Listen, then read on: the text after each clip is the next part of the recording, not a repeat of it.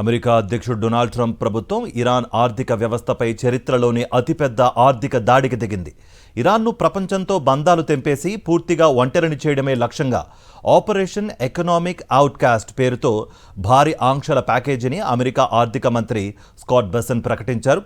ఇరాన్తో వాణిజ్యం కొనసాగించే లేదా ఆంక్షల నుంచి తప్పించుకోవడానికి సహకరించే దేశాలు అమెరికా డాలర్ వ్యవస్థ నుంచి బయటకు పోవాల్సి ఉంటుందని స్పష్టమైన హెచ్చరికలు జారీ చేశారు. ఇరాన్ సైనిక వివాదానికి ముగింపు పలికే దిశగా చర్చలు ముందుకు సాగకపోవడంతో ట్రంప్ యంత్రాంగం తమ వ్యూహాన్ని మార్చి తీవ్రమైన ఆర్థిక యుద్ధానికి తెరలేపింది.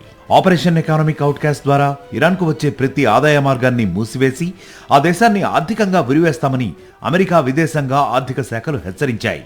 ఇరాన్తో సంబంధాలు కలిగి ఉన్న దేశాలు తమ భవిష్యత్తును అమెరికాతోనో లేదా ఇరాన్తోనో తేల్చుకోవాల్సిన సమయం వచ్చిందని బెసెంట్ ప్రకటించారు. ఈ కొత్త ఆంక్షల్లో భాగంగా ఇరాన్కు చెందిన డిజిటల్ అసెట్స్ టెక్నాలజీ, బంగారం, విమానయానం, నౌకాయానం అనే 5 ప్రధాన రంగాలను అమెరికా నేరుగా లక్ష్యంగా చేసుకుంది. వీటితో పాటు ఇరాన్ అణు క్షిపణి సాంకేతిక సేకరణకు సహకరిస్తున్న, నిధుల మళ్లింపుకు కారణమవుతున్న దాదాపు 60కి పైగా సంస్థలు, వ్యక్తులు, నౌకలపై అమెరికా నిరోధాత్మక ఆంక్షలు విధించింది.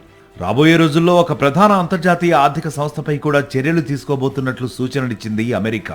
ప్రపంచవ్యాప్తంగా డాలర్ ప్రాబల్యాన్ని ఉపయోగించి ఇరాన్తో వ్యాపారం చేసే చైనా, రష్యా వంటి దేశాలపై ఒత్తిడి పెంచడమే అమెరికా ప్రధాన వ్యూహంగా కనిపిస్తోంది.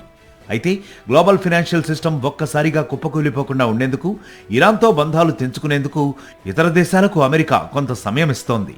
ఇప్పటికే యునైటెడ్ అరబ్ ఎమిరేట్స్ ఇరాన్తో లావాదేవీలను నిలిపివేస్తున్నట్లు ప్రకటించగా, చైనా వంటి దేశాలు ఈ ఆంక్షలపై ఎలా స్పందిస్తాయనేది ఆసక్తికరంగా మారింది. మరోవైపు అమెరికా ఒత్తిళ్లకు తలొగ్గేదే లేదని, గతంలో విఫలమైన పద్ధతులనే ట్రంప్ ప్రభుత్వం మళ్లీ పునరావృతం చేస్తోందని ఇరాన్ విదేశాంగ శాఖ కొట్టిపారేసింది. ఆర్థిక యుద్ధం కొనసాగితే పర్షియన్ గల్ఫ్ నుంచి బొట్టు చమురు కూడా బయటకు వెళ్లకుండా చేస్తామని ఇరాన్ తీవ్ర హెచ్చరికలు జారీ చేసింది. మరిన్ని అప్డేట్స్ కోసం ఛానల్ ను సబ్స్క్రైబ్ చేయండి. నోటిఫికేషన్స్ కోసం బెల్ ఐకాన్ పై క్లిక్ చేయండి.